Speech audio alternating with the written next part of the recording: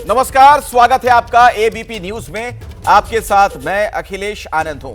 अभी एक बड़ी खबर आ रही है। महाराष्ट्र में एनसीपी जो अजित गुट है उनकी लिस्ट जारी हो गई है। अजित पवार गुट ने 38 उम्मीदवार घोषित कर दिए हैं। तो अभी की बड़ी खबर आपको बता दूं, महाराष्ट्र चुनाव से जुड़ा हुआ बड़ा अपडेट। जो एनसीपी का अजित पवार गुट है उसने 38 उम्मीदवारों के नाम का ऐलान कर दिया है। यानी कौन उनका प्रत्याशी होगा, चुनाव कहां से लड़ेगा, ऐसे 38 लोगों के नाम का ऐलान कर दिया गया है। तो महाराष्ट्र चुनाव को लेकर एक बहुत बड़ा अपडेट। अजित पवार खुद बारामती से चुनाव लड़ेंगे। महाराष्ट्र में एनसीपी अजित पवार गुट से जुड़ी ये बड़ी खबर आ रही है। 38 उम्मीदवारों की लिस्ट जारी की गई है, यानी 38 प्रत्याशियों के नाम का खुलासा हो चुका है। बारामती से अजित पवार चुनाव लड़ेंगे और अलग अलग सीटों से कौन कहां से चुनाव लड़ेगा, इस बारे में आगे हम आपको विस्तार से पूरी जानकारी देने वाले हैं। तो एक बहुत अहम ये घटनाक्रम आप कह सकते हैं चुनाव की दिशा में। जिस तरीके से लगातार वहां पर मंथन का दौर जारी था, उसके बाद खबरें आई थी कि कई सीटों को लेकर बात बन गई है। खासतौर पर मुंबई की सीटों को लेकर कल ही यह खबर आ गई थी कि वहां मुंबई की जो 36 सीटें हैं उसको लेकर दूसरे पक्ष में स्थिति स्पष्ट हो गई थी। तो अब इधर क्या चल रहा था महायुति में, उसको लेकर सवाल खड़े हो रहे थे। तो अभी ये बड़ा अपडेट हम आपको दे दें कि अजित पवार गुट जो है एनसीपी का, उसने 38 उम्मीदवारों के नाम का ऐलान कर दिया है। तो अजित पवार खुद बारामती से चुनाव लड़ेंगे। उनकी विधानसभा सीट कौन सी होगी, इसको लेकर स्थिति स्पष्ट है। बारामती से चुनाव लड़ेंगे और बाकी जो 37 और प्रत्याशी हैं उनके बारे में भी हम आपको अपडेट देंगे जैसे ये पता चलेगा कि कौन किस सीट से चुनाव लड़ने वाला है। दूसरी तरफ अगर बात की जाए, जो दूसरा पक्ष है यानी एमवीए है, वहां पर भी स्थिति बहुत बेहतर अब नजर आने लगी है। शुरुआती दौर में ऐसा लग रहा था कि तनातनी की खबरें आ रही थी, खासतौर पर शिवसेना जो उद्धव गुट है और कांग्रेस के बीच, लेकिन वहां भी बात बन चुकी है कई सीटों को लेकर। और अब इस खेमे से खबर ये कि अजित पवार का जो गुट है एनसीपी वाला, उसने 38 उम्मीदवारों के नाम का ऐलान कर दिया है। और कई सीटों को लेकर भी अब जानकारी आ रही है। छगन भुजबल के बारे में बताया जा रहा है कि येवला सीट से वो चुनाव लड़ेंगे। अजित पवार खुद बारामती से चुनाव लड़ेंगे। तो 38 प्रत्याशियों के नाम का ऐलान कर दिया गया है, जिनमें प्रमुखता से आपको बताएं जो नाम सामने आ रहा है अजित पवार का है। छगन भुजबल के बारे में भी पता चला है कि येवला सीट से वो उम्मीदवार होंगे, जबकि धनंजय मुंडे परली से अजित गुट के उम्मीदवार होंगे। तो महाराष्ट्र में नेशनल कॉन्फ्रेंस एनसीपी जो है, नेशनलिस्ट कांग्रेस पार्टी, उसमें जो अजित पवार वाला गुट है उसने अपने प्रत्याशियों के नाम का ऐलान किया है। 38 नाम सामने आ गए हैं। उनमें 2 प्रमुख नाम, खुद एक तो अजित पवार का, दूसरा छगन भुजबल का नाम है। धनंजय मुंडे के बारे में जानकारी यह मिल रही है कि पडली से वो चुनाव लड़ने वाले हैं, जबकि दिलीप वलसे पाटिल अंबे गांव से विधानसभा का चुनाव लड़ेंगे। तो जो 4-5 नाम प्रमुखता से इसमें सामने आ रहे हैं, उनमें खुद एक अजित पवार का नाम भी है।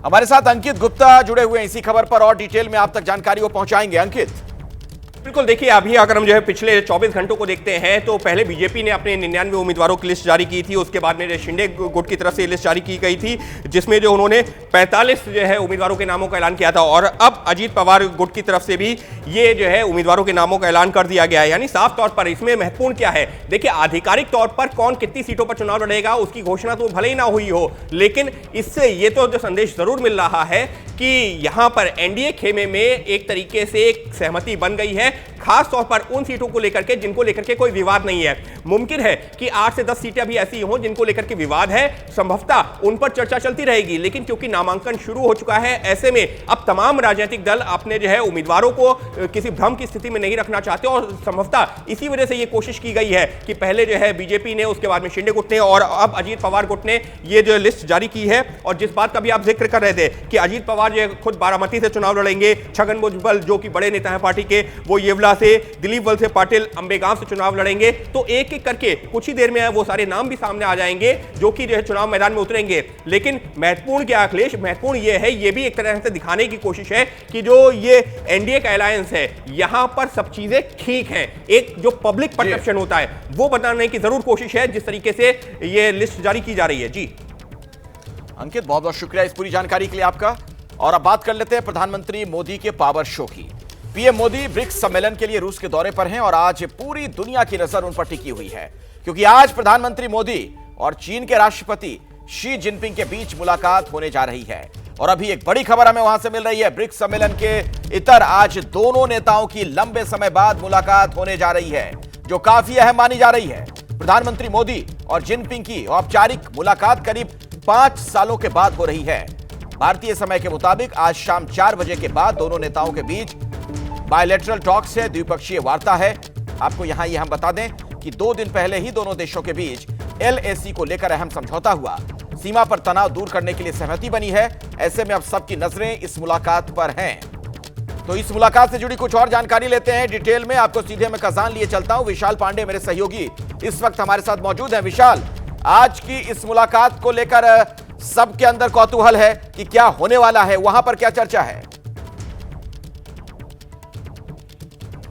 देखिए, बिल्कुल आज प्रधानमंत्री नरेंद्र मोदी और चीन के राष्ट्रपति शी जिनपिंग के बीच भारतीय समय के मुताबिक शाम 4:40 पर यह मुलाकात होनी है, जो अभी तक सूत्रों से जानकारी मिल रही है। और इस बैठक में कई अहम मुद्दों पर चर्चा होगी, खासतौर पर भारत और चीन के जुड़े हुए जो आपसी मुद्दे रहे हैं पिछले कुछ सालों से, उन पर भी चर्चा होने की पूरी संभावना है। क्योंकि LAC पर जो सहमति बनी है वो अपने आप में एक बड़ा कदम माना जा रहा है, एक भारत की तरफ से बड़ी कूटनीतिक जीत भी इसे कही जा सकती है कि 2020 से पहले वाली जो स्थिति LAC पर रही है वो बहाल होगी, यानी पेट्रोलिंग फिर से हो पाएगी। और इसके साथ ही साथ जो चरवाहे जिस इलाके तक आ जा सकते थे वहां उन्हें जाने की अनुमति मिलती रहेगी। तो 2020 के पहले वाली स्थिति बहाल होगी। यह भारत की बड़ी कूटनीतिक जीत मानी जा रही है। और इस अनाउंसमेंट के बाद ही भारत के प्रधानमंत्री नरेंद्र मोदी और चीन के राष्ट्रपति शी जिनपिंग के बीच यह मुलाकात हो रही है। आपने बिल्कुल ठीक कहा कि 5 साल बाद यह पहली द्विपक्षीय मुलाकात होगी। हालांकि इससे पहले 2 बार, एक बार इंडोनेशिया के बाली में G20 समिट के दौरान और दूसरी बार दक्षिण अफ्रीका में ब्रिक्स समिट के दौरान दोनों नेताओं के बीच में हाथ जरूर मिलाया गया था, लेकिन कोई बातचीत नहीं हुई थी। लेकिन अब कजान में, रूस के कजान में पहली बार 5 साल बाद दोनों नेता मिलेंगे, तो भारत चीन के संबंधों को एक नए नजरिए से देखने का प्रयास यहां पर जरूर होगा। हालांकि भारत बहुत सावधानी से इस पूरे मामले में आगे बढ़ेगा, क्योंकि चीन पर बहुत ज्यादा भरोसा कभी भारत नहीं कर सकता है। और इस बैठक को भी अगर देखा जाए, क्योंकि तमाम द्विपक्षीय नेताओं से लगातार मुलाकात हो रही है, तो प्रधानमंत्री नरेंद्र मोदी और चीन के राष्ट्रपति शी जिनपिंग के साथ मुलाकात हो रही है, द्विपक्षीय मुलाकात होगी। लेकिन सबसे बड़ी जो कूटनीतिक जीत है वो यही कही जा सकती है कि 2020 से पहले वाली जो स्थिति LAC पर थी वो स्थिति बहाल होगी। खासतौर पर देप्सांग और देमचौक को लेकर जो पूरा 2020 से पहले की स्थिति थी, उन इलाकों में वो बहाल होने जा रही है। और इसके बाद जो आज अगर ये मुलाकात होती है तो विदेश मंत्रालय की तरफ से एक प्रेस कॉन्फ्रेंस की जाएगी, जिसमें यह बताया जाएगा कि आखिरकार किन किन क्षेत्र को लेकर एग्रीमेंट हुआ है और आगे कैसे भारत चीन संबंधों को दोनों देश बढ़ाएंगे। बहुत ही अहम जानकारी विशाल आप दे रहे हैं। तो इस मुलाकात पर हम सभी की नजर बनी हुई है। क्या होगा इस मुलाकात में, उसका हासिल क्या होगा, ये अब तक पल पल का हाल विशाल वहां से पहुंचाते रहेंगे। लेकिन ब्रिक्स सम्मेलन में अब तक जो शिखर वार्ताएं हुई, उससे संबंधित और क्या जानकारी विशाल आपको मिल पा रही है? भारत के लिहाज से, खास तौर पर अपने देश के लिहाज से हम बात करें, क्या हासिल आपको नजर आ रहा है?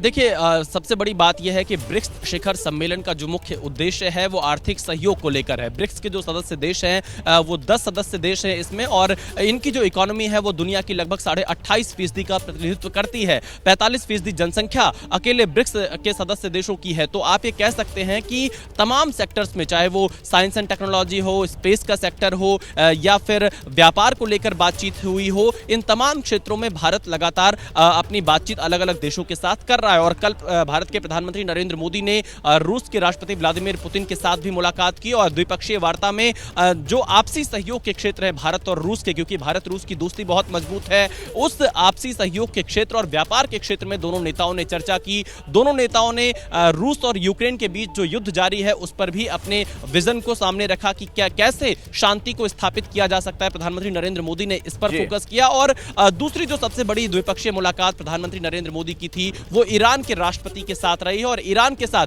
चाबहार पोर्ट को लेकर दोनों नेताओं के बीच में बातचीत हुई, क्योंकि ये पहली मुलाकात प्रधानमंत्री मोदी और ईरान के नए राष्ट्रपति पेजेश्कियां के बीच हुई थी। तो ये कहा जा सकता है कि जहां एक ग्लोबल तौर पर कैसे भारत की जो साख है वो बढ़ते हुए दिखाना, और दूसरा जो नजर बनाकर रखिएगा विशाल, आप वहां से पल पल का हाल आपके जरिए दर्शकों तक हम पहुंचाते रहेंगे। फिलहाल शुक्रिया आपका इस पूरी जानकारी के लिए।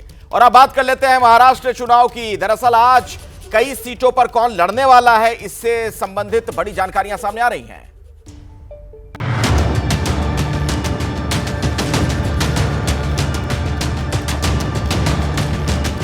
मैराथन चल रही है क्योंकि हम लंबे रेस के घोड़े हैं और जीतेंगे।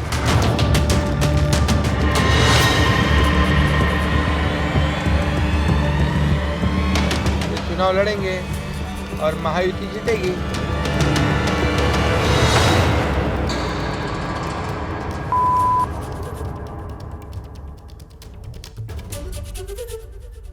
तो महाराष्ट्र का चुनावी दंगल, हर पार्टी अपना अपना दांव आजमा रही है। बड़ी खबर यह कि महाविकास अघाड़ी आज औपचारिक तौर पर सीट बंटवारे का ऐलान करेगी। महाविकास अघाड़ी की आज प्रेस कॉन्फ्रेंस होगी जिसमें यह ऐलान किया जाएगा कि कौन सी पार्टी किस सीट से चुनाव लड़ेगी। आज शाम में दरअसल महाविकास अघाड़ी की प्रेस कॉन्फ्रेंस हो सकती है और उसमें यह साफ हो जाएगा कि कौन सी सीट से कौन उम्मीदवार होगा।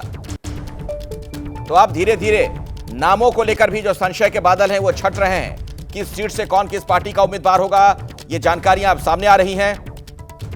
और आज शाम महाविकास अघाड़ी की प्रेस कॉन्फ्रेंस भी हो सकती है जिसमें इसी बाबत पूरी जानकारी दी जाएगी। तो बड़ी खबर आपको बता दें कि महाविकास अघाड़ी आज औपचारिक तौर पर सीट बंटवारे का ऐलान करेगी, यानी ऑफिशियली वो सारे नाम आपके सामने आ जाएंगे आधिकारिक तौर पर कि किस विधानसभा सीट से कौन चुनाव लड़ने जा रहा है।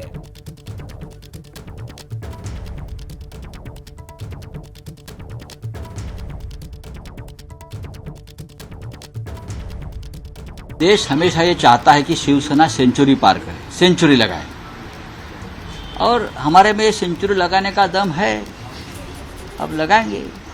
मुंबई में क्रिकेट बहुत अच्छा खेला जाता है और देखा जाता है और सेंचुरी को बहुत महत्व है।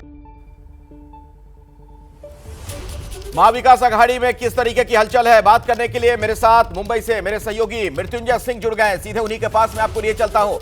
मृत्युंजय, क्या आज स्थिति स्पष्ट हो जाएगी, ये पता चल जाएगा कौन किस सीट से चुनाव लड़ने जा रहा है? अखिलेश, देखिए, अगर संजय राउत ये बात कर रहे हैं कि मुंबई में शतक का, सेंचुरी का बहुत महत्व है और सेंचुरी हम लगाने के सक्षम है, तो इसका मतलब संकेत ये है कि शिवसेना बहुत मशक्कत कर रही है 100 सीट पाने के लिए, और यही दिक्कत हो रही है महाराष्ट्र विकास अघाड़ी में सीट शेयरिंग को लेकर। जो कल रात को बैठक हुई थी हयात होटल में सांता क्रूज के, वहां पर आखिरी निर्णय नहीं हो पाया है, लेकिन ज्यादातर सीटों पे सहमति बन गई है। लेकिन हम कहें आखिरी सीट शेयरिंग का फैसला हो गया है, तो ऐसा बिल्कुल नहीं है। और इसीलिए शिवसेना के मातोश्री पर उद्धव ठाकरे के निवास पर एक और बैठक हो रही है, जहां पर शिवसेना यूबीटी के कोर ग्रुप के जो नेता हैं वो पहुंचे हुए हैं और वो बातचीत कर रहे हैं। कुछ सहमति बनाने के बाद आज देर शाम एक प्रेस कॉन्फ्रेंस होगी, संयुक्त प्रेस कॉन्फ्रेंस होगी, और उसमें सहमति पर बनी हुई जो सीटें हैं उसका जिक्र किया जाएगा और उसका ऐलान कर दिया जाएगा। ये महत्वपूर्ण बातें सामने आई है। लेकिन अगर कोई कहे कि क्या एकदम आंकड़ा फाइनल हो गया है कि शिवसेना कितनी सीट पर लड़ेगी, कांग्रेस कितनी सीट पर लड़ेगी या एनसीपी शरद पवार गुट कितनी सीट पर लड़ेगी, तो ऐसा बिल्कुल नहीं है। अभी भी पेच फंसा हुआ है कुछ सीटों को लेकर, लेकिन विश्वास जताया जा रहा है कि एक आखिरी राउंड की बातचीत जब होगी तो उसे भी सुलझा लिया जाएगा। लेकिन एक ये सहमति बनी है कि जिस पर आम सहमति बन गई है, जिन सीटों पर, हम उस पर संयुक्त प्रेस कॉन्फ्रेंस लेकर ऐलान करें और जल्द से जल्द अपने उम्मीदवारों के नामों की घोषणा कर दें। क्योंकि अब देखिए, महायुति की बात करें तो बीजेपी ने 99 उम्मीदवार उतार दिए हैं, घोषित कर दिए हैं। एकनाथ शिंदे की शिवसेना ने 45 उम्मीदवार कर दिए और अभी 10 मिनट पहले अजीत पवार ने भी अपने 38 उम्मीदवारों के नाम की घोषणा कर दी है। तो अब महाविकास अघाड़ी ही बची है जहां अब तक सीटों का ऐलान नहीं हुआ है, और यह भी नहीं पता कि कितनी सीट पर शिवसेना यूबीटी गुट लड़ेगी। तो कहीं ना कहीं उसको लेकर एक मातोश्री पर बैठक हो रही है और साथ ही साथ बहुत सारे लोग दल बदल अपने कार्यकर्ताओं के साथ नेता पार्टी बदल रहे हैं। तो मेरे ठीक पीछे जो आप देख रहे हैं, बहुत लोग आपको जाते हुए नजर आएंगे। ये तमाम लोग मातोश्री जा रहे हैं क्योंकि इनके नेता पक्ष बदलकर अब यूबीटी ग्रुप में आ रहे हैं। तो ये भी हलचल मातोश्री पर देखने को मिल रही है। टिकट नहीं मिलेगा अभी तो कई बागी नजर आएंगे, कई इधर से उधर जाएंगे। हर हलचल पर हमारी नजर बनी रहेगी। महाराष्ट्र की सियासत से जुड़ी अभी की एक और बड़ी खबर मैं आपको बता दूं, उद्धव ठाकरे की पार्टी के नेताओं के साथ बैठक की सूचना है। आपको मृत्युंजय भी थोड़ी देर पहले बता रहे थे, मातोश्री पर पार्टी नेताओं के साथ बैठक कर रहे हैं उद्धव। संजय राउत समेत पार्टी के कई बड़े नेता मौजूद हैं। कल रात हुई एमवीए की बैठक की जानकारी दी जा रही है। तो मृत्युंजय, क्या ब्रीफ किया जा रहा है उद्धव ठाकरे को? जी बिल्कुल, निश्चित तौर पर कल देखिए जो सीट शेयरिंग को लेकर बैठक हुई थी उसमें जो शिवसेना कोर ग्रुप के नेता थे, यूबीटी ग्रुप के, वो मौजूद थे। वो आकर उद्धव ठाकरे को बता रहे हैं कि हमारी क्या बातचीत हुई, हमने अपना क्या पक्ष रखा है, क्या मांग रखी है, कांग्रेस का उस पर क्या कहना है और शरद पवार या एनसीपी का उस पर क्या कहना है। अब इस पर उद्धव ठाकरे आखिरी निर्णय लेंगे कि आखिरकार क्या सहमति बनानी है, क्या सीटों की अदला बदली की जाए या पश्चिम विदर्भ की जो सीटों को लेकर विवाद है उसके बदले मुंबई की सीटें मांगी जाए और पश्चिम विदर्भ की सीटें कांग्रेस को दे दी जाए। ये आखिरी निर्णय उद्धव ठाकरे लेंगे और उसके बाद जो एक प्रेस कॉन्फ्रेंस की भूमिका होगी वो तय हो जाएगी और शाम को फिर एक प्रेस कॉन्फ्रेंस का समय भी आ जाएगा। अब तक हम तीनों ही दलों के नेताओं से जो बात कर रहे हैं वो यही कह रहे हैं कि आपको समय बताया जाएगा, लेकिन देर शाम एक press conference, joint press conference जरूर होगी और उसके बाद लिस्ट भी आपको घोषित कर दी जाएगी। पर यह ब्रीफिंग दी जा रही है उद्धव ठाकरे को और उसके बाद उद्धव ठाकरे बताएंगे कि हमें आगे किस प्रकार से आगे बढ़ना है। पर संजय राउत का बयान बहुत मायने रखता है, बहुत महत्वपूर्ण है, जब वो खुद कह रहे हैं कि मुंबई में शतक का बहुत महत्व है, लेकिन इसका मतलब है कि शिवसेना यूबीटी शतक यानी 100 सीट पाने के लिए भी काफी ज्यादा गठबंधन में संघर्ष करती नजर आ रही है। जी मृत्युंजय, आप हमारे साथ जुड़े रहे हैं, मैं दोबारा लौटूंगा, आगे भी आपसे हम जानकारी लेंगे। दरअसल एक और महाविकास अघाड़ी सीट बंटवारे का औपचारिक ऐलान कर सकता है, लेकिन महायुति में भी सीट बंटवारे को लेकर तस्वीर साफ नहीं है। सूत्रों के हवाले से लगातार फॉर्मूले सामने आ रहे हैं, अलग अलग फॉर्मूले सामने आ रहे हैं, लेकिन महायुति ने अभी कोई ऐलान नहीं किया। इस बीच बड़ी खबर यह कि महाराष्ट्र में एनसीपी जो अजित गुट है उसने पहली लिस्ट जारी कर दी है। अजित पवार गुट ने 38 उम्मीदवारों के नामों का ऐलान कर दिया।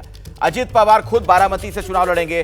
छगन भुजबल के बारे में जानकारी हमें यह मिल रही है कि येवला सीट से वो उम्मीदवार होंगे। धनंजय मुंडे पड़ली से।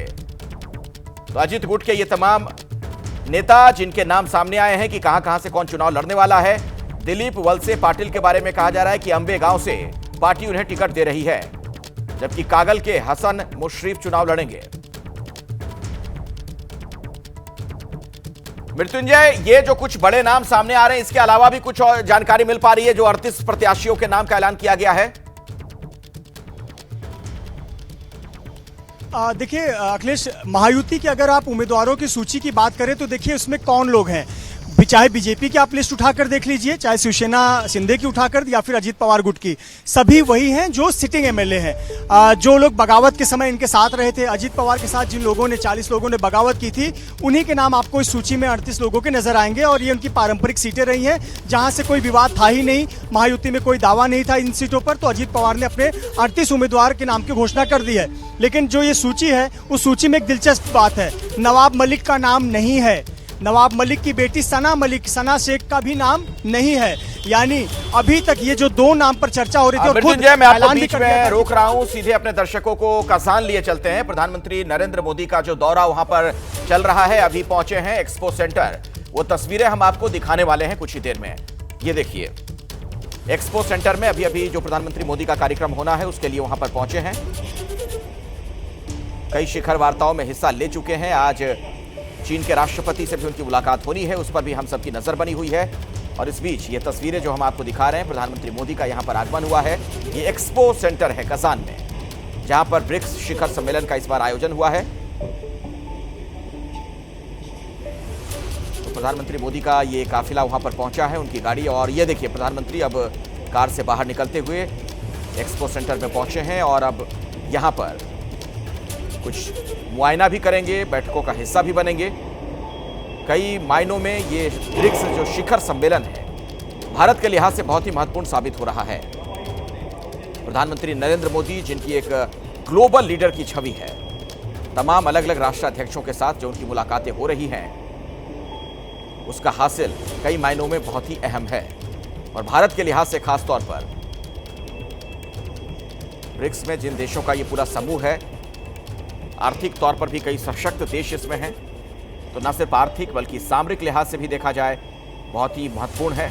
और खास तौर पर एक ऐसे वक्त में जब ऐसा लग रहा है कि पूरी दुनिया बारूद के ढेर पर सुलग रही हो, युद्ध के अलग अलग मोर्चे खुले हुए हैं, प्रधानमंत्री मोदी एक शांति दूत के तौर पर भी नजर आने लगे हैं, क्योंकि उनकी अलग अलग उन तमाम देशों के मुखिया से बातचीत है, अच्छे ताल्लुकात हैं, जो लड़ाई लड़ रहे हैं, जो युद्ध लड़ रहे हैं। ऐसे में माना जा रहा है कि कई लड़ाइयों को रोकने में भी प्रधानमंत्री मोदी की कूटनीति सफल हो सकती है। कुछ ही देर में शी जिनपिंग के साथ भी उनकी मुलाकात होनी है, चीन के राष्ट्रपति से। और ये मुलाकात इसलिए अहम क्योंकि 5 सालों का वक्त गुजर गया बीच में। 5 साल पहले मुलाकात हुई थी और अब फिर से मुलाकात। जो वार्ता होगी उसमें क्या खास निकलेगा। और चूंकि ये वैश्विक कूटनीति की बात की जाए तो उसमें सबसे पहले किसी भी देश का अपना हित होता है, तो भारत के लिहाज से देखा जाए तो ये आज की मुलाकात कितनी महत्वपूर्ण है, इस पर हम सबकी नजर है। और कजान एक्सपो सेंटर जब प्रधानमंत्री मोदी पहुंचे हैं, उस दौरान की तस्वीर भी आप देख रहे हैं। कुछ ही देर में शी जिनपिंग के साथ उनकी मुलाकात होगी और LAC का विवाद जिस तरीके से सुलझा है वो भी एक बहुत ही महत्वपूर्ण घटनाक्रम है। आज प्रधानमंत्री मोदी और चीन के राष्ट्रपति शी जिनपिंग के बीच मुलाकात होने जा रही है। और अभी की बड़ी खबर आपको बता दें कि ब्रिक्स सम्मेलन के इतर आज दोनों नेताओं की लंबे समय के बाद मुलाकात हो रही है। काफी अहम है। कजान एक्सपो सेंटर में जो प्रधानमंत्री मोदी पहुंचे वो तस्वीर आपको दिखा रहे हैं। प्रधानमंत्री मोदी और जिनपिंग की औपचारिक मुलाकात करीब 5 सालों के बाद हो रही है।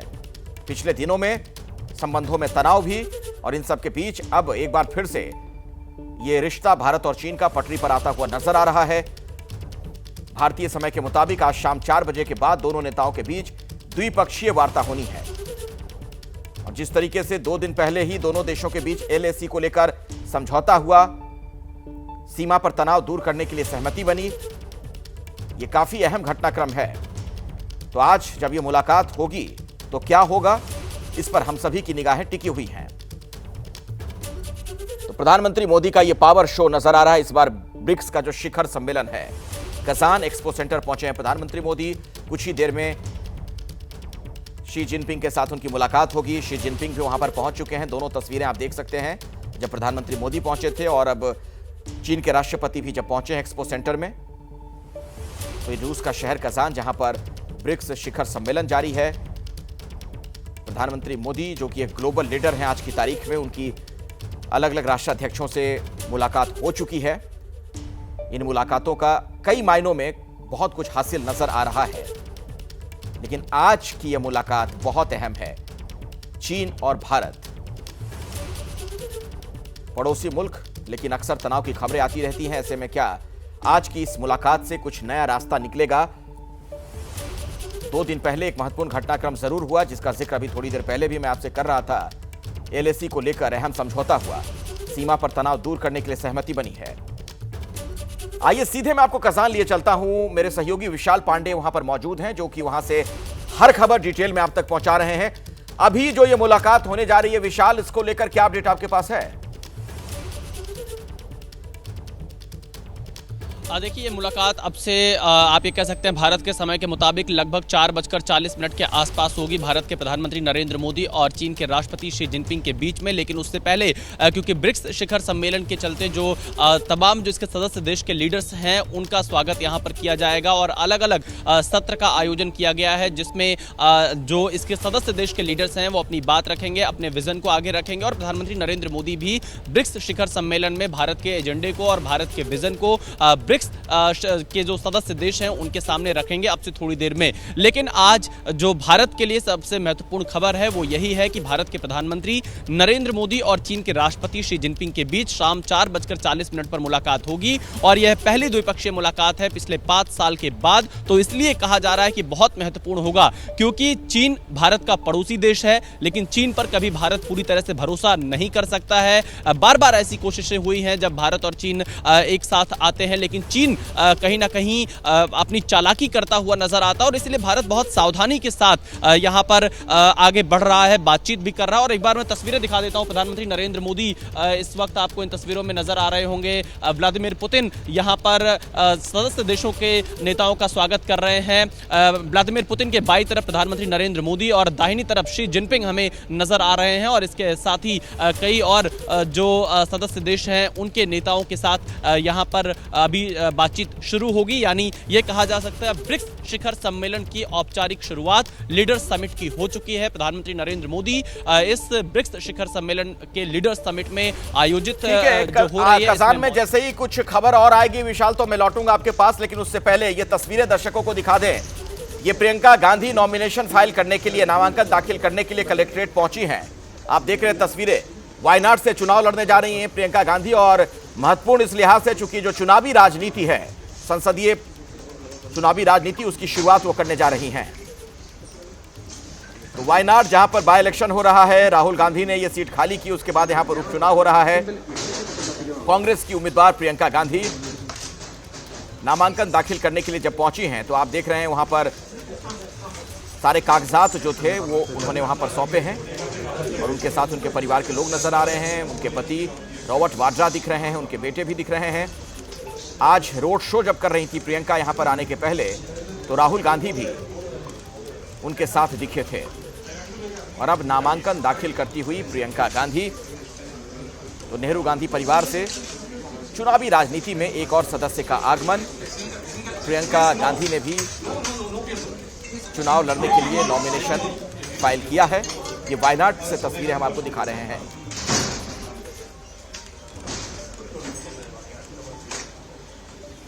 तो बीजेपी के यहां पर उम्मीदवार नव्या हरिदास और उनके सामने प्रियंका।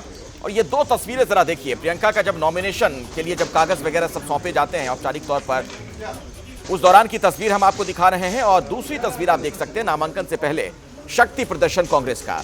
बहुत बड़ी संख्या में आज कांग्रेस के कार्यकर्ता नेता सड़कों पर उतरे हुए थे वायनाड में। और ये देख रहे हैं आप किस तरीके से इस रोड शो के दौरान एक छोटी बच्ची को प्रियंका ने गोद में उठा लिया था, वो उस वक्त की तस्वीर भी हम आपको दिखा रहे हैं। तो नव्या हरिदास के साथ उनका मुकाबला यहां पर वायनाड में। हालांकि अब तक का जो आकलन है उसके मुताबिक ये लड़ाई कोई बहुत कठिन नजर नहीं आ रही है प्रियंका गांधी की। राहुल गांधी यहां से जीते थे, लेकिन जब सीट उन्होंने खाली कर दी उसके बाद अब प्रियंका यहां से चुनाव लड़ रही हैं।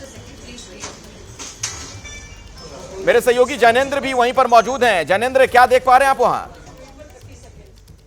बिल्कुल, जो आप तस्वीरों में देख रहे हैं वो हम देख पा रहे हैं। प्रियंका गांधी ने नामांकन दाखिल कर दिया है वायनाड से और पहला सेट जो उन्होंने दाखिल किया तो उनके साथ उनके पति रॉबर्ट वाड्रा और बेटे रेहान वाड्रा भी मौजूद थे। अब से थोड़ी देर में ही कांग्रेस अध्यक्ष मल्लिकार्जुन खड़गे और सोनिया गांधी भी पहुंचेंगे। जब सेकंड सेट नॉमिनेशन का प्रियंका जमा करेंगी तो औपचारिक तौर पर प्रियंका गांधी ने अपना नामांकन दाखिल कर दिया है वायनाड लोकसभा चुनाव के लिए। और इससे पहले जो तस्वीरें आपने दिखाई दर्शकों को, तकरीबन 1 घंटा रोड शो चला जिसमें कि राहुल गांधी उनके साथ मौजूद थे और रोड शो में भी उनके पति रॉबर्ट वाड्रा मौजूद थे। और एक बार फिर प्रियंका जो है वो कुछ कागजात जो रिटर्निंग ऑफिसर हैं उनको सौंप रही हैं। और इस वक्त एक उम्मीदवार की जो शपथ होती है वो प्रियंका दे रही हैं। आप ऑडियो सुन सकते हैं प्रियंका के। नामांकन दाखिल करने की जो प्रक्रिया होती है, पहले कागजात सौंपे और उसके बाद जो शपथ होती है वो उम्मीदवार की ले रही है प्रियंका गांधी। मतलब की बात को लेकर है कि प्रियंका किस तरीके का प्रदर्शन वायनाड में करते हैं और क्या वो सांसद के तौर पर भी शपथ ले पाएंगे। फिलहाल औपचारिक तौर पर हमने अपना नामांकन दाखिल कर दिया है और अब हालांकि इंतजार किया जा रहा है सोनिया गांधी और मल्लिकार्जुन खड़गे का भी। ये एक बड़ी जानकारी आप ज्ञानेंद्र दे रहे हैं, सोनिया गांधी भी पहुंच रही हैं यहां पर।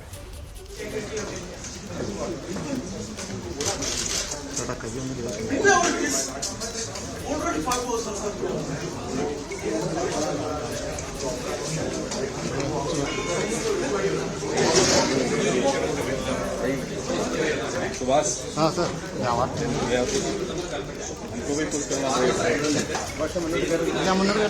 तो नामांकन दाखिल कर दिया है प्रियंका गांधी ने। ये तस्वीरें जो आप देख रहे हैं, ये देखिए सोनिया गांधी भी अभी वहां पहुंची हैं। तो सोनिया गांधी पीछे वाली सीट पर जाकर बैठ गई हैं और मल्लिकार्जुन खड़गे भी आज यहां पर पहुंचे हुए हैं। राहुल गांधी को भी आपने थोड़ी देर पहले देखा था रोड शो में जब वो नजर आए थे अपनी बहन के साथ।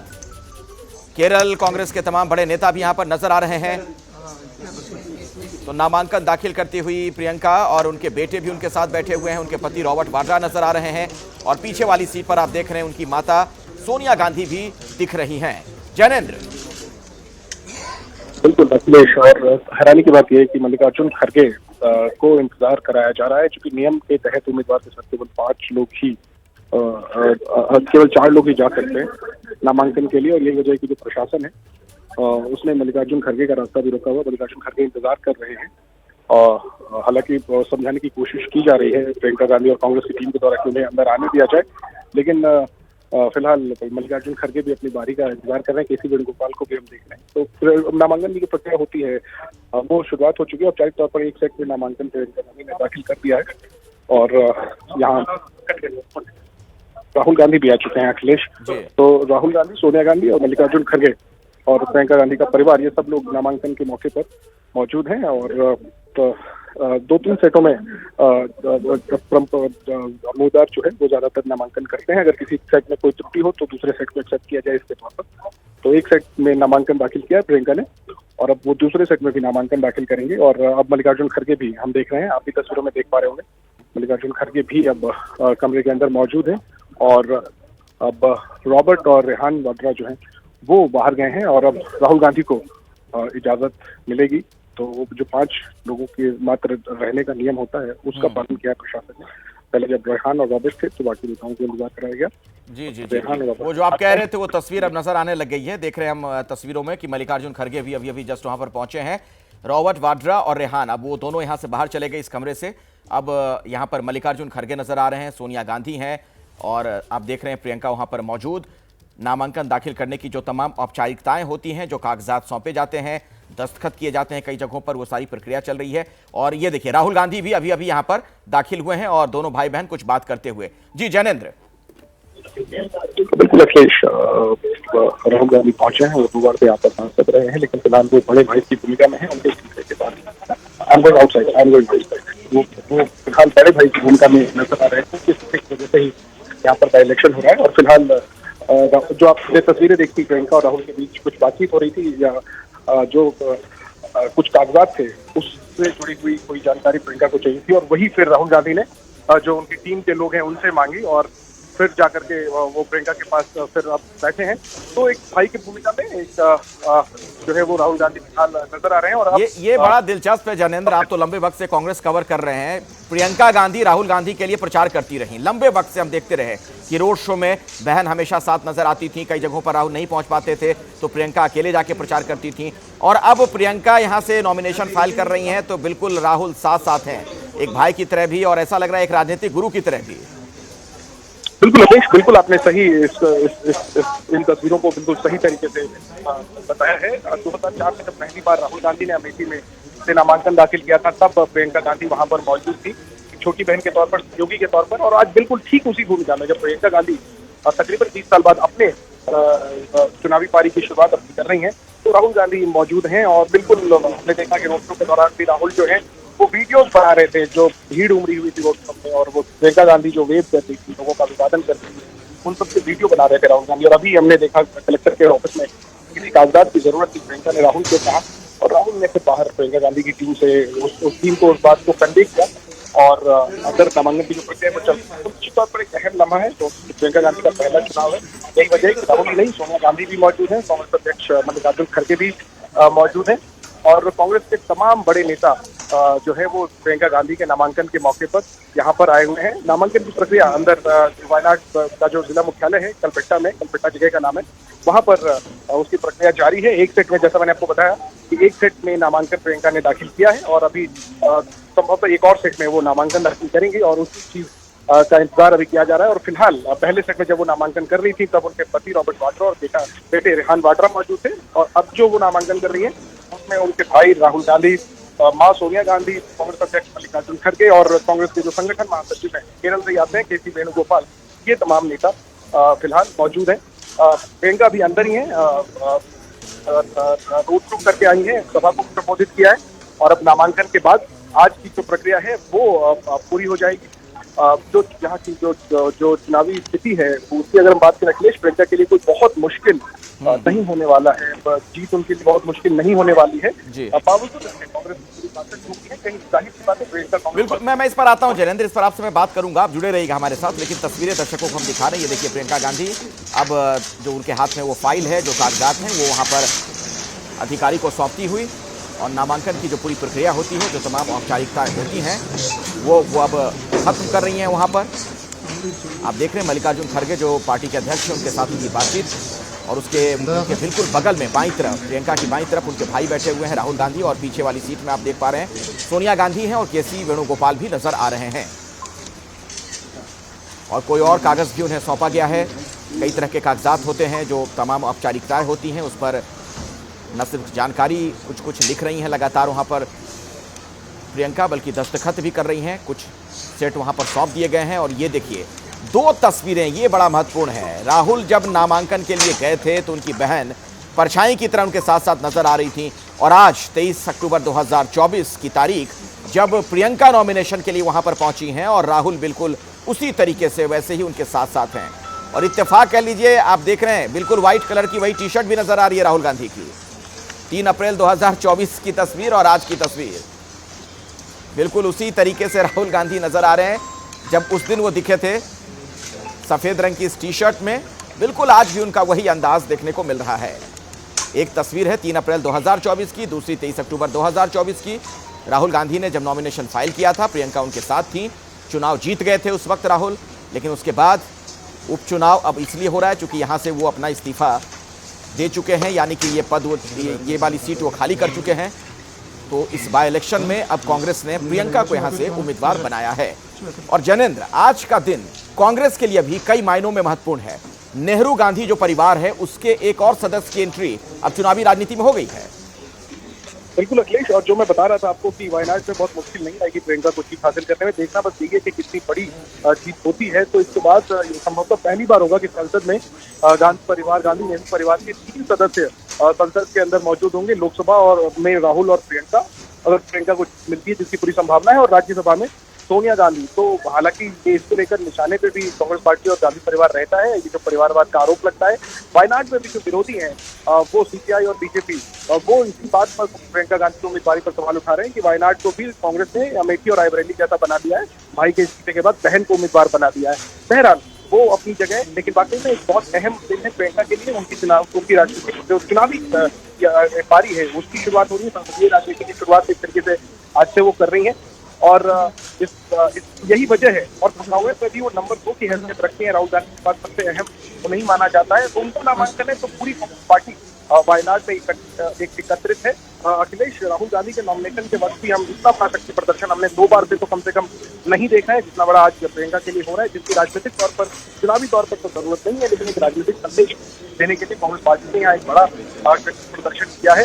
और आखिर में मैं ये बताऊं कि हर बार जब राहुल नामांकन करते रहे 2004 से लेकर पिछले 2024 तक, हर बार प्रियंका गांधी उसके साथ रही है, और हमने अपनी आंखों से देखा है कि हर बार वो इस बात की चिंता करती नजर आती थी कि सारे कागजात है कि नहीं, फाइल है कि नहीं, कलम है कि नहीं। और आज उस भूमिका में राहुल गांधी नजर आ रहे हैं, क्योंकि आज नामांकन प्रियंका गांधी का है। राहुल और प्रियंका को साथ में कलेक्टर के ऑफिस में आपने हर बार देखा है, लेकिन हर बार नामांकन राहुल का होता था, प्रियंका सहयोग कर रही होती थी राहुल के साथ ताकत बनकर खड़ी रहती थी। और आज जबकि प्रियंका गांधी का नामांकन है, तमाम चीजों को लेकर के राहुल गांधी जो है वो चौकन्ने दिखाई दे रहे हैं, और आपको तस्वीरों में भी दिख रहा है कि किस तरीके से वो कम्युनिकेट कर रहे हैं, कन्वे कर रहे हैं, और वो पूरी तरीके से इस बात का ख्याल रख रहे हैं कि किसी भी तरीके की कोई त्रुटि ना हो। तो अभी भी नामांकन की जो औपचारिकताएं होती है, कागजात सौंपने की जो तकनीकी चीजें होती हैं, वो अंदर खाने चल रही है। और अब तक कभी भी किसी भी वक्त ये नामांकन की जो प्रक्रिया है वो पूरी हो जाएगी, और फिर प्रियंका गांधी जो है वो निकल जाएंगी और नामांकन की प्रक्रिया पूरी हो जाएगी। हालांकि जो छुट्टी होती है कागजातों की, इसके बाद जब नामांकन एक्सेप्ट होता है तभी उम्मीदवारी ऑफिशियली जो है आधिकारिक तौर पर उम्मीदवारी तय होती है, तो वो तो आगे की बात है। लेकिन फिलहाल प्रियंका गांधी ने अपना नामांकन जो है वो वायनाड उपचुनाव के तौर पर वो दाखिल कर दिया है। 13 अक्टूबर को यहाँ पर चुनाव है। बीजेपी ने प्रियंका के सामने एक अपनी युवा महिला नेता को उम्मीदवार बनाया है, जो बगल का जो कोझिकोड जिला है वहां से निगम पार्षद ने 2 बार की। बीजेपी के लिहाज से तो वो काफी तेज तर्रार नेता है, हालांकि राजनीतिक तौर पर बीजेपी की जमीन वायनाड में उतनी मजबूत नहीं है। प्रदेश अध्यक्ष लड़े उनके राहुल गांधी के सामने अभी 2024 में जब चुनाव हुआ वायनाड में, वो जमानत भी अपनी नहीं बचा पाए थे। और इसके अलावा सीपीआई की तरफ से पिछली बार डी राजा जो मैं आता हूं जैनेंद्र, उस पर भी बात करेंगे। वहां जो लोकल पॉलिटिक्स है, जो समीकरण है, वो भी आप समझाइएगा। लेकिन एक बार फिर से मैं दर्शकों को बताना चाहूंगा, ये जो तस्वीरें इस वक्त आप देख रहे हैं एबीपी न्यूज पर, प्रियंका गांधी अपना नामांकन दाखिल कर रही हैं। जब वो पर्चा भर रही थी उस दौरान की तस्वीरें आप देख रहे हैं। वायनाड से इस बार चुनाव लड़ रही हैं प्रियंका, और पहली बार अब वो चुनावी राजनीति में कूदी हैं। 13 नवंबर को यहां पर वोटिंग है, 23 तारीख को नतीजे आएंगे, और आप देख रहे हैं किस तरीके की हलचल देखने को मिल रही है। खास बात यह कि राहुल गांधी जिनके प्रचार के लिए प्रियंका हर जगह जाती थी, उनके साथ साथ नजर आती थी, आज जब वो नॉमिनेशन फाइल कर रही हैं प्रियंका, तो राहुल गांधी भी मौजूद हैं। और इसे एक इत्तेफाक भी आप कह सकते हैं कि जब इस बार चुनाव में नॉमिनेशन फाइल करने के लिए राहुल गांधी गए थे, तब भी उस दिन उन्होंने वही व्हाइट कलर की टी शर्ट पहनी थी जिस लुक में आज वो नजर आ रहे हैं। ये देखिए 3 अलग अलग तस्वीरें अब आपके सामने हैं। प्रियंका का जब नामांकन दाखिल किया गया उस दौरान मल्लिकार्जुन खड़गे से लेकर केसी वेणुगोपाल, सोनिया गांधी, राहुल गांधी सभी वहां पर मौजूद। और इसके पहले थोड़ी देर पहले की तस्वीर है जब वहां पर रॉबर्ट वाड्रा भी मौजूद थे और प्रियंका के जो बेटे रेहान है वो भी नजर आए। और इससे पहले कांग्रेस का एक शक्ति प्रदर्शन देखने को मिला वायनाड की सड़कों पर। ये जो बस आप देख रहे हैं, खुली बस की छत पर भाई बहन दोनों सवार और लोगों का इस तरीके से अभिवादन करते नजर आए। हालांकि आज बहुत ही जबरदस्त भीड़ जैनेंद्र देखने को मिली। आप तो चल ही रहे थे इस रोड शो में, साथ साथ बहुत बढ़िया रिस्पांस देखने को मिला वहां पब्लिक का। बिल्कुल अखिलेश, जबरदस्त जो है भीड़ नजर आई और भीड़ से ज्यादा उत्साह नजर आया प्रियंका गांधी को लेकर के। जो रोड शो हमने देखा और यही वजह है कि रोड शो को पूरा होने में भी काफी समय लग गया। काफी भीड़ थी। जो 1 किलोमीटर का रोड शो था पूरा खचाखच भरा हुआ था कांग्रेस और कांग्रेस के जो सहयोगी दल हैं उनके समर्थकों और कार्यकर्ताओं से। और सभी जो है वो प्रियंका और राहुल की तस्वीरें और झंडे लेकर के आए थे और लगातार एक तरीके से अभिवादन कर रहे थे, चीयर कर रहे थे प्रियंका गांधी को। हमने उनसे पहले भी बात की थी रोड शो शुरू होने से पहले कार्यकर्ताओं से, तो एक भावनात्मक लगाव दिख रहा था। ऐसा लग रहा था कि राहुल गांधी ने सिर्फ 2 चुनाव नहीं जीते, किस्म से दिल भी जीता है। जो मार्जिन था वो भी ये बताता है। और अब वो सिलसिला जो है प्रियंका गांधी चूंकि निभाने वाली है, तो वो प्रियंका को लेकर के भी वो एक उत्साह नजर आ रहा था। बल्कि मैं ये भी कह सकता हूँ कि अमेठी और रायबरेली में लोगों के वो भावनाएं सामने नहीं आती जिस तरीके की बात प्रियंका गांधी के लिए लोग यहाँ कह रहे थे। कोई उन्हें क्वीन कह रहा था, कोई इंदिरा गांधी को याद कर रहा था, किसी ने तो यहाँ तक कह दिया कि वो प्रधानमंत्री आगे बनेंगी, ये उन्हें उम्मीद है। तो प्रियंका गांधी को लेकर के एक लोगों में जो है एक उत्साह है, एक आकर्षण है। और यही वजह है कि प्रियंका के नामांकन में जो है जबरदस्त भीड़ उमड़ी। कांग्रेस इसको इस तरीके से पेश कर रही है कि प्रियंका जब यहाँ जीतेंगे तो वायनाड और लेकिन जैनेंद्र एक बात ये भी है, तस्वीरें तो हम दर्शकों को लगातार दिखाई रहे हैं, लेकिन एक सवाल ये भी खड़ा हो रहा है क्योंकि बीजेपी एक बड़ा मुद्दा इस चीज को वहां पर बना रही है कि राहुल गांधी ने सीट छोड़ दी, वहां के लोगों को छोड़ दिया, इस वजह से चुनाव हो रहा है। क्या यह मुद्दा बन सकता है?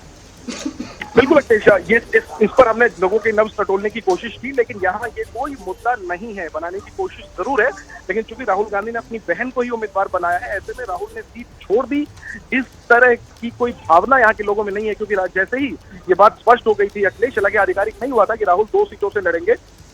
यहाँ पर वायनाड में वोटिंग के बाद कांग्रेस ने ऑफिशियली अनाउंस किया कि राहुल दूसरी सीट से भी लड़ेंगे, वो रायबरेली के। लेकिन ये सोर्सेज से पहले ही हम लोगों ने और तमाम मीडिया ने इस चीज को जानकारी दी थी।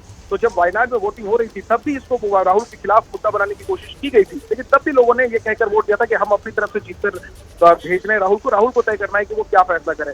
और जब राहुल ने रायबरेली रखने का फैसला किया, वो अहम है गांधी परिवार के लिए, कांग्रेस के लिए, उत्तर भारत की राजनीति के लिए। इस बात को वायनाड में जो कांग्रेस का वोटर वर्ग है वो समझता है। और यही सुबह जब मैं बात कर रहा था लोगों से, लोगों का कहना है कि ये फर्क नहीं पड़ता कि राहुल गांधी ने छोड़ दिया और अब प्रियंका गांधी यहाँ से उम्मीदवार हैं। उन लोगों का कहना है कि अब हमारे पास 2 सांसद होंगे। राहुल तो सांसद हमारे पूर्व रहे ही हैं, वो भी हमारे सांसद। ठीक है जैनेंद्र, आप नजर बनाकर रखिए। ये तस्वीरें जो दर्शकों को हम दिखा रहे हैं, ऐसा लग रहा है कि नामांकन की जो पूरी प्रक्रिया होती है वो समाप्ति की ओर है। प्रियंका गांधी वहां पर कुछ और कागजात पर दस्तखत करती हुई नजर आ रही हैं। तो इलेक्टोरल पॉलिटिक्स में प्रियंका गांधी ने भी दस्तक दे दिया है। और ये तस्वीरें जो हम आपको दिखा रहे हैं, ये वायनाड की तस्वीर, जब नामांकन के लिए पहुंची हैं कलेक्ट्रेट प्रियंका गांधी, और उनके साथ आप देख सकते हैं उनके भाई राहुल गांधी, उनकी मां सोनिया गांधी नजर आ रही हैं और पार्टी के अध्यक्ष मल्लिकार्जुन खड़गे को भी आप देख सकते हैं। केसी वेणुगोपाल भी यहां पर मौजूद हैं। तो जो तमाम औपचारिकताएं होती हैं नामांकन दाखिल करने की, वो औपचारिकताएं वहां पर निभाई जा रही हैं। और इसके पहले आज एक रोड शो का भी आयोजन किया गया था जिसमें राहुल गांधी खुद लगातार मौजूद रहे प्रियंका के साथ।